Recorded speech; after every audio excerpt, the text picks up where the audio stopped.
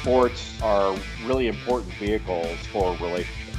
We have purpose. We have a why. We bring people together. We connect. I feel like God is our greatest supporter and our greatest coach.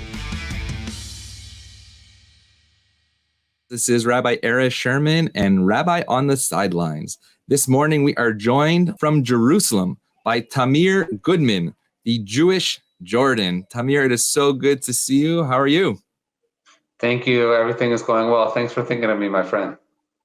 Always. It's good to see you. Almost a little over a year ago, we got to meet in person in the Mamela Hotel in Yerushalayim, and one day, God willing, Bashana Haba as well, back in Jerusalem. We are going to hop right in where we discuss the intersection of sports and faith. Over the last couple of weeks, we've heard more on the sports topic than the faith. Often our guests, mostly ESPN analysts, tell us, you know what, I'm not really religious, I'm not really spiritual, but deep down, they have these stories where there is faith that they might not, if you wish, share on TV. Your story is a bit different in that the faith came out not necessarily over the sports, but literally next to the sports. How do faith and sports intersect within your own life? Faith is really everything. It's always been everything. Judaism, I believe that Judaism wants us to unite the physical with the spiritual. I feel like God is our greatest supporter and our greatest coach and wants us to live our best and most meaningful and happy life. And the Torah is kind of like the coach's guide to make that happen. And I don't think that Judaism is a religion where we're supposed to like run away from our dreams and aspirations. I think that Judaism wants us to fulfill our dreams and aspirations and gives us, like I said, the blueprint and the guideline how to do that in the best and most meaningful way. Actually, I'm going to take us back to 1999. I was a senior in high school. I believe you were the same. And Sports Illustrated came out with an article about you, February 1999. My coach, I didn't go to a Jewish high school.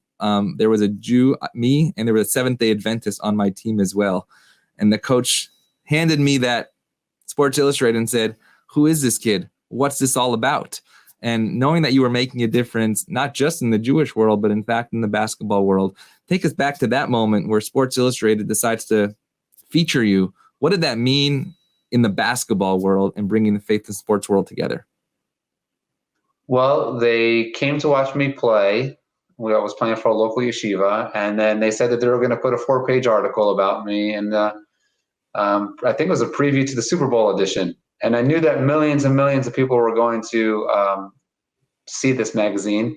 So they sent an NBA photographer to our house, and he asked me to start shooting around in the backyard. He asked me to dunk. He asked me to do a couple of things. And I was doing it, taking pictures. And then I said to him, I said, I know that millions of people are going to see this article, and it's really not about me. It's really about Israel. It's really about the Jewish people. It's really about uniting people and inspiring people, and that's what I'd like to do. So he said, "How can you do that?" And even though it was the afternoon and I'd already prayed that day, I took him down to my room and I took out my tefillin and I put him back on. I took out my prayer book and I said, "Well, this is how we pray in the morning." And he took a picture, and I guess I'm the first person to be featured in Sports Illustrated with my tefillin on, nicknamed Jewish Michael Jordan. So that's how it happened. And that was and just I got one the right back there. That's amazing. And what was the impact on that on Talmudic Academy? You just told me before off the air that it brought so much attention to Talmudic Academy that they, in fact, had to shift their focus away from basketball. Take us into Tacoma Academy.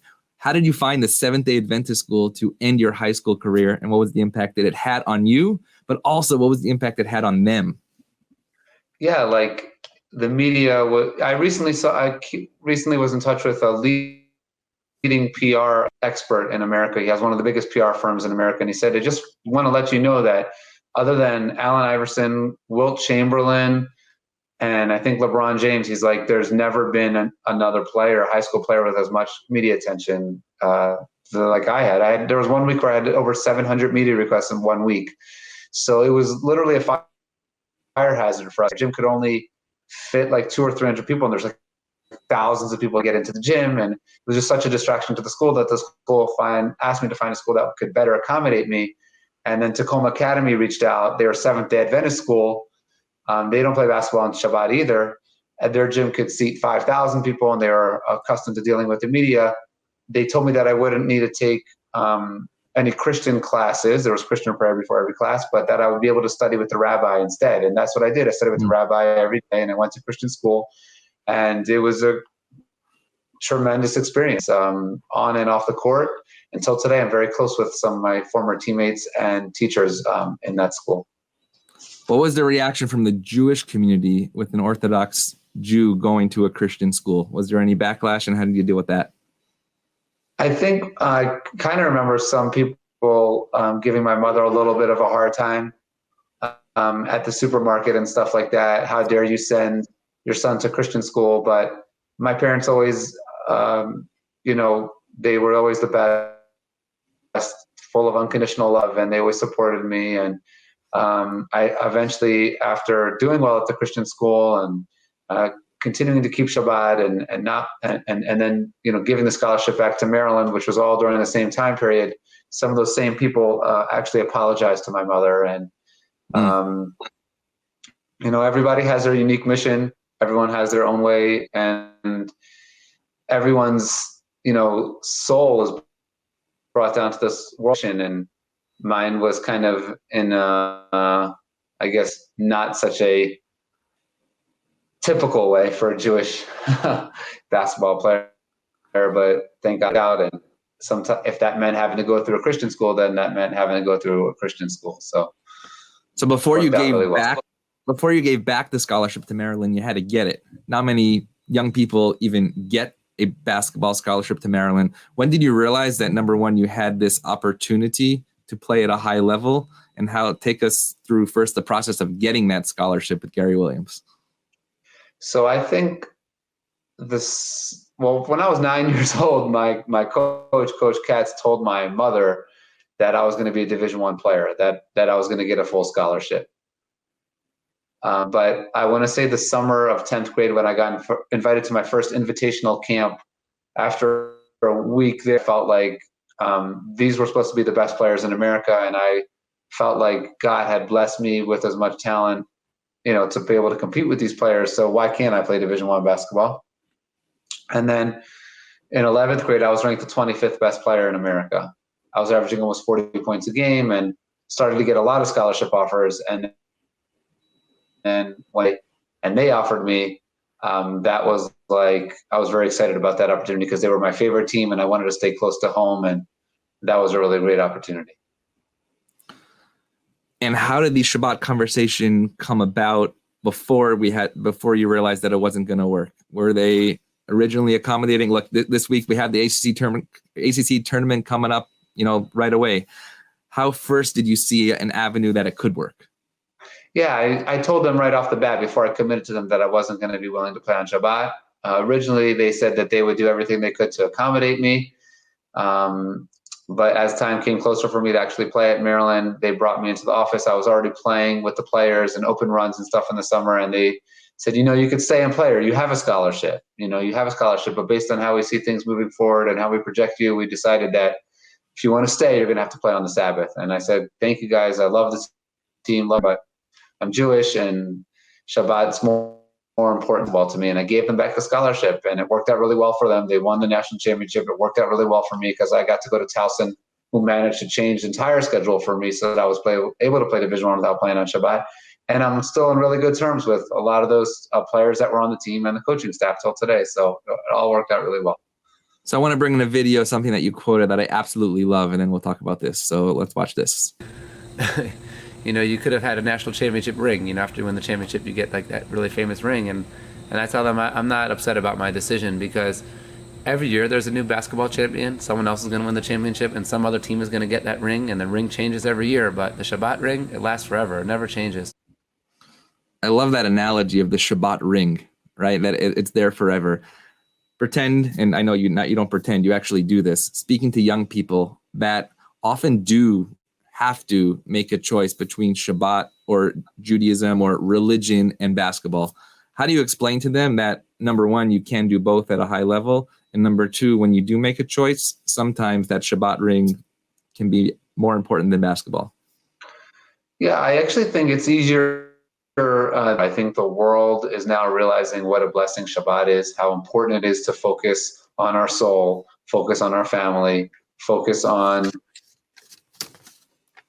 why we're here, what's our relationship with God, how can we refine ourselves, how can we take a break from things that we're inundated with throughout the entire week. You see, I hear and I see a lot of even non-Jewish people that are trying to celebrate Shabbat now. So it's ultimately a blessing. It's a blessing for ourselves and for our family and for our souls. And it's Shabbat's given to us because each and every one of us are very important, and God cares for us, and God knows what's best for us. And by taking a break over the weekend and focusing inside out instead of outside in, it's a blessing. And it just, when we're done praying, we should feel on top of the world. We should feel like we could accomplish our goals. We should feel empowered to overcome our internal struggles.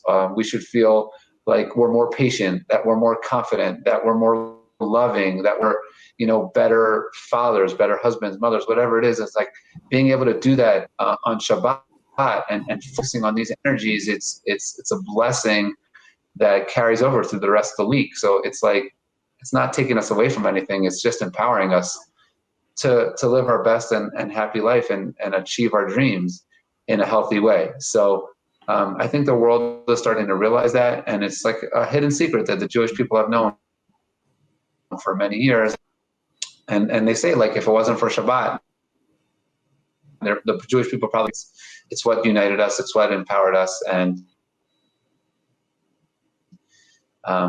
it keeps us in a really healthy place. So one of those people that you really had an impact and had an impact on you, you met at the Capitol Classic back in 1999. We're going to show a little clip of that as you were the 25th best high school senior in that year, and then we'll talk about this. Tamir Goodman has sparked this comeback big time, and he's done it defensively and with his passing. 11 points for Sweetney. My name is Michael Sweetney. Just wanted to share my experiences with Tamir. It was amazing to play with him, and also not only just play with him, just meet him as a person, as a friend, and pretty much get to know him. Pretty much going on 20 years of friendship now, so it's been amazing. I think for me, in my first time, actually meeting Tamir, and actually just pretty much wanted to see him play. You hear of all the, you see all the articles and the clippings and stuff like that. So pretty much where we're from, where you consider, the DC, Baltimore area, it's all connected in a way. It's one of those things like, no matter what, people always want to see for themselves. So one of those people was Mike Sweetney. Tell me about the beginning of your relationship with Mike and how you became, if you wish, chavruta, partners. Yeah. Basically, the week before the Capitol Classic, which was like such a big all-star game for the best players in the country, we got to train together. The players got to train together, which was in a lot of ways the coolest thing, because you hear about all these players and here you are for a week straight getting to practice against the best players in America. It was a really cool opportunity. And me going into the Capitol Classic, there was so much hype, so much media. Who knows what the players read about me or heard about me, and it was such a crazy story. And yet I can remember on the first day of practice, at some point the coach broke us up and said, shoot around, like grab a partner, we're shooting. One person rebounds, one person passes out for shots. And Mike was my partner. He welcomed me right away. And he just made me feel so comfortable right away. And I had already heard about him, and I knew what kind of great player he was. So I was like, wow, this awesome player is like being so nice to me. This makes me feel really great. It was a great feeling. And that feeling is now continued for over 20 years, where we've had a really great friendship. And he was able to come to camp last year in Jerusalem. And just so thankful for our friendship and our relationship. And looking forward to many more good years of friendship and doing good things together. He's just such an amazing guy, and his whole family, we're just like one big family. So okay, well, Rabbi on the Sidelines, Tamir, is a place where we get family together, so we're excited that today he's joining us as well. What's up, nice. man? So, yeah, I love you. I love him, love his family. So proud of him, man. Good to see you. Good thing, brother. Tamir introduced me to Mike, and we know, there's lots of troubles in this world, but I'm from Syracuse, and when a Syracuse Orange person and a Georgetown Hoy can get together, bishalom and peace in a shul and a synagogue, then there's good stuff happening here. So Mike, I'm going to go to Mike and tell us a little about Tamir and how he has impacted you in that Israel piece, that piece I was going to bring up. You said, when Tamir invited you to Israel, your wife said that you needed to call the State Department before going. What was that experience like going into Tamir's world in Israel? It was amazing because like I said, beforehand, like you said, you watch the news and you hear all these things about Israel. Being honest, I was kind of uneducated about it in a way, and being able to go there was life changing. I'll never forget. I don't know if Tamir remembers this. As soon as I landed and as soon as we got to the hotel, Tamir immediately took me to the Western Wall, and it was like one of these out of body experiences that I never felt before, and it was just life changing. Just visiting the Western Wall, just being around and being in Jerusalem. We went up north, and just the whole life in general was just amazing. And just, you see this place that they assume is so dangerous. It's far from it. You see kids late at night outside playing by themselves, kids going to the stores. I'm sure, I don't know what Tamir does in that, but he probably sends his kid to go to the store. They play by themselves. Whereas in the States, there's no way I'm sending my kids to the store by themselves or playing outside without me, some type of supervision. So it just shows that, it was far from a dangerous place. It was amazing. I had a great time. And honestly, I can't wait to go back with my family this time. So Tamir, take us through not just Mike, but the players that you have brought to Israel and what that's meant to sending them back here as ambassadors to the Jewish people in Israel. How did you get into that, and what does that mean to you? Love bringing people together, and basketball's been a great way to do that. So I just felt, I'm an Orthodox Jew that graduated from a predominantly African-American Christian school, and I roomed with a Muslim basketball player in college, and I played with people from all over the world. And, so that's the holiness of basketball. And the more I could do it, the more I feel like that's one of the reasons I was given basketball in the first place. So whenever I'm involved in a camp or involved in, I always try to bring people together, inspire people. There's always charity initiatives involved, and that's the holiness of basketball.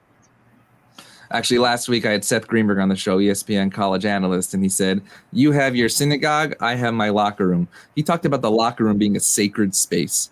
Maybe you can expand on that, what that looks like based on what you just said. In terms of charity initiatives, what does that look like in your program? What are the tzedakah pieces that when you bring kids together on the court, you then take them off the court and do bigger things? Yeah, so we always, first of all, try to bring kids we usually bring kids that have never even been on an airplane before in their life. We bring kids from all different types of backgrounds. We bring them to Israel, and now they could meet Jewish kids. Jewish kids could meet other kids from other cultures that they probably would have never met in their life if it wasn't for basketball. And now they become friends forever just through the game, so that's like a really important thing. And then, while every year in camp, we do things so last year when the Moshav burnt down, the Karabakh Moshav burnt down, for example. So we found out that the kids were displaced from their homes. They were living in temporary living. So we donated 2 baskets for the kids while they were waiting for their houses to be rebuilt so that they could have 2 basketball hoops. We came down there, we did a clinic for them. We every year work with special needs kids. Everything that we could do through basketball to help people, inspire people, bring people together, we try to do that at camp and stuff. I try to do everything. And actually sending Mike back here with the Israel Connection. 1 year ago today, I was with Mike Sweetney at the AIPAC Policy Conference. Mike, take us to that moment when you all of a sudden see 20,000 people. I think that's the last gathering of 20,000 people we had in this country. AIPAC Policy, United States-Israel relationship. Actually, it was last year on that Monday night. I brought you to the rabbi's dinner, right? And you walked in, and I know you said you were nervous. What's it going to look like? All of a sudden, the rabbis flocked to you like, "You're Mike Sweetney," right? What was that moment like, being embraced by the Jewish community at the AIPAC Policy Conference?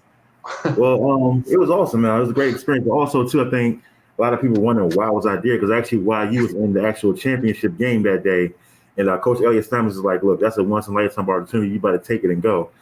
So he gave me his blessing to go there to AIPAC. But it was nervous because for me, obviously I just didn't know what to expect. To be honest with you, I didn't know how it would be received and what it was. And honestly, it was an amazing feeling to, have people come to you and talk to you and want to pick your brain and talk. And I think just the respect level.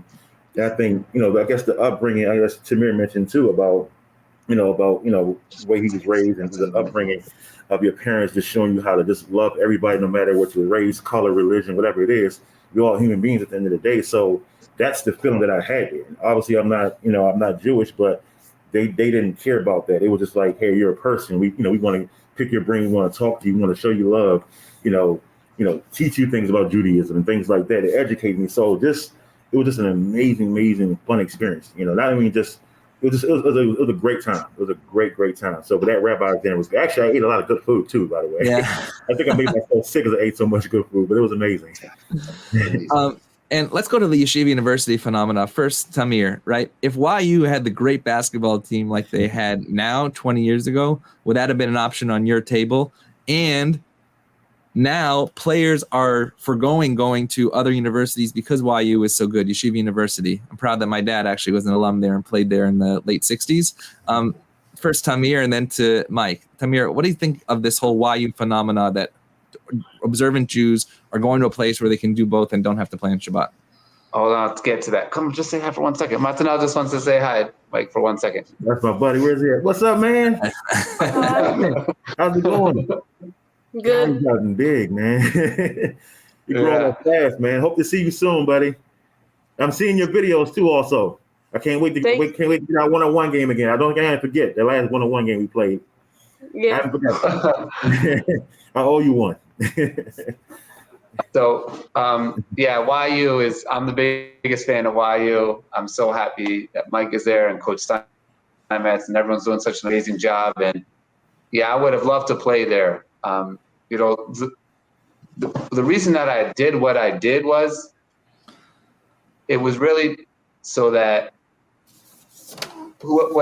anyone who had to beat the odds in their life could hopefully use it as an example. Growing up and everyone's saying it's impossible for you to play Division I basketball, you can't play on the Sabbath.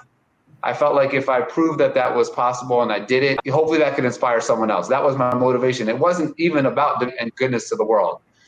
That was my motivation. So that's why I did what I did. But now looking at what YU's doing and everything, it would have been a dream to play there. And I'm so proud of what they're doing. And it's so hard to win 35 games in a row. It's so hard to do that. And they're winning them on the court and they're winning them off the court. And they have great leadership. And it's just a blessing to see what we're able to see. So one of those leaders is you, Mike. Take us through your experience going to YU, and you've been talked about in the New York media, really the Jewish media. The reason I got to Mike was I saw an article in the Jewish News Service last year, and Mike was, the Tamir Mike story. I reached out to you. Your email was at the end of the article, and you told me you couldn't come here yet because you were busy. So what are you busy with? I said, I'm working at Camp Ramah. I mean, your story is unbelievable, and I know you got that job from Tamir. Back in the day at Camp Ramah Poconos, a shout out to Rabbi Joel Seltzer and the community there. What's it like going into YU, and YU is not a bad team anymore? YU is a good team. What's that been like? It's been a lot of fun, to say the least. And I think most importantly, I think it's the culture that Coach Elliot Steinmetz has built. Like everybody's bought in to not only obviously the X's and O's and stuff you see on the court is, that's just great. But I think the off the court stuff where guys hold each other accountable. If there's a guy that's not getting minutes, his energy that he brings to the practice, his energy that he brings off the floor is just amazing. It's everybody's just all in it for one thing, and that's to win. And I think that's hard. And Tamir, obviously, too, like playing in different teams, you always have like the guys that's not playing, their energy can bring down the locker room and all that type of thing. So just having a group that just won it for each other. And it's amazing. I think I'm going to give you an example. Last year, we were in the middle of a game, and one of our starters got pulled like right away because I guess he wasn't playing well, and they put in somebody else. And watching him, and it blew my mind. I wasn't even focused on the game. Watching him for the rest of the half be this guy that did stuff for him, his loudest cheerleader, standing up the whole time, rooting for him, wanting him to do well. I was like, wow. Because like times I played basketball, guy gets taken off the court, he's mad. He's not cheering for somebody that took him out. So just seeing that culture being, being developed is just been amazing. It's been a lot of fun, and just actually watching the community, having everybody so excited about YU basketball. Everywhere I go, I hear questions about it. So it's been a lot of fun. And actually, you not only doing YU, but last year you were with Ramaz, which is also amazing. And I remember you came out here for the tournament, and you're like, these kids, I don't know how I'm going to make it through the season. And then I text you a couple months later, all of a sudden they're winning games. I want to actually focus on the mental health attitude as well of basketball. I know, Tamir, you suffered many injuries that ended your career, but you continue to deal with challenges and going forward. And Mike, your story is just unbelievable in becoming a mental health advocate. Where does the mental health piece in sports come together? Maybe, Tamir, you can start if you've dealt with that at all. Well, everyone has challenges in life, internal. Basketball teaches you to make a lot of shots, to hit game-winning shots, to, enjoy, no-look passes, dunks, all that. Basketball teaches you all that. But basketball also teaches you how to miss shots, how to react after a missed shot, how to react after a bad call, how to react after a bad game, how to react after being cut, after being released, like there was one time where I got cut after an injury that I didn't even have a chance to take my stuff out of my locker. I went down to the locker room, there was already in my locker while I didn't have a chance to take my stuff out yet, there's times where the media doesn't even know what they're saying about you. There's a lot of really hurtful moments, challenging moments, injuries, career-ending injuries. Doctors telling you're never going to play, and you have to be able to pick yourself up and take that challenge and turn it into a blessing and realize the blessing would have never been able to come out if it wasn't for that challenge. Same thing. How did you take those challenges? I know you were extremely down. You've been public about this in a time when really it wasn't spoken about. How have you done that as well? I know Goodman turned challenge into blessing, but is it that easy? Oh, no. I mean, it definitely takes a lot of work. And I think, me, luckily, at the time I had a supportive wife that, got me through a lot. And still to this day, I don't know why she stayed with me during the times I was, at my lowest. But, definitely, when it comes to sports and, athletes and mental health, it's a thing. It's always this cliche that most athletes have to be mentally strong and they can't show any weakness. They got to just keep pushing through things and, they can't experience it. And now I'm so glad that it's being talked about because now you're starting to see a lot of athletes voice it. You see Kyrie Irving had to take a leave of absence. Everybody gave him a hard time, but I understood it. You know what I'm saying? I understood it. It's people, they just put this thing, these players are making $40 million. How can he be upset? No, they're human just like us. They may have a loved one that's going through an illness and you can't be there for them, or, marital problems, children. They have experiences just like everybody else. So I just think that now that it's being talked about and it's being understood and people are starting to accept their mental health and doing the work on it. And I'm excited of the direction mental health and sports that is going right now because it's accepted.